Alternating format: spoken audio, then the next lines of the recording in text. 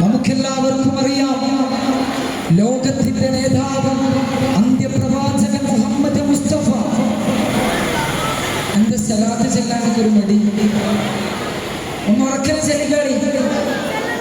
ഒരിക്കല് സ്വഹാബത്തിനോട് അല്ലാഹുവിന്റെ റസൂൽ പറയുകയുണ്ടായി, സ്വഹാബ, ഈ ലോകത്തിലെ ഏറ്റവും വലിയ പിശുക്കൻ ആരാണെന്ന് നിനക്കറിയോ? നിങ്ങൾക്കറിയോ? എന്റെ പേര് കേൾക്കുമ്പോൾ സലാത്ത് ചെല്ലാത്തവരാണ് ഈ ലോകത്തിലെ ഏറ്റവും വലിയ പിശുക്കനെന്ന് ഈ ലോകത്തിന്റെ നേതാവ് നമ്മെ പഠിപ്പിക്കുകയാണ്.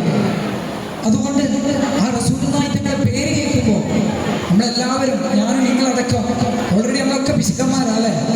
അപ്പൊ നമ്മൾ ഈ പേര് കേൾക്കുമ്പോൾ, റസൂലുള്ളാഹി തങ്ങളുടെ പേര് എവിടെ വെച്ച് കേൾക്കുമ്പോൾ നമ്മൾ സലാത്ത് ചെല്ലാതിരിക്കാൻ പാടില്ല.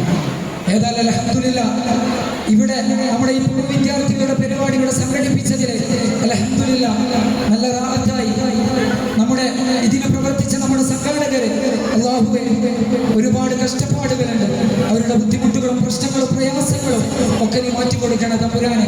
പ്രത്യേകിച്ച് നമ്മുടെ മദ്രസയിൽ നിന്ന്, നമ്മുടെ മദ്രസയുടെ ഒരു സേവകനായിരുന്ന നമ്മുടെ സലീംഖ, നമ്മുടെ നൗഷാദ്, അതുപോലെ നമ്മുടെ കമ്മിറ്റിയുടെ അംഗമായിരുന്ന ഇസാഖ, അങ്ങനെ ഒരുപാട് വ്യക്തികൾ, നിങ്ങളുടെയും എന്റേതുമായ ഒരുപാട് ആളുകളുടെ ഉമ്മമാര്, ഉപ്പമാര് അല്ലാഹുവേ ഖബറിലാണ്. അവരുടെ ഖബറിനെ സ്വർഗമാക്കണേ അല്ലാ, ഖബർ വെളിച്ചമാക്കി കൊടുക്കണേ തമ്പുരാനെ. ഞാൻ എന്റെ വിഷയത്തിലേക്ക് കിടക്കുകയാണ്. അപ്പാ റസൂലുള്ളാഹി തങ്ങളുടെ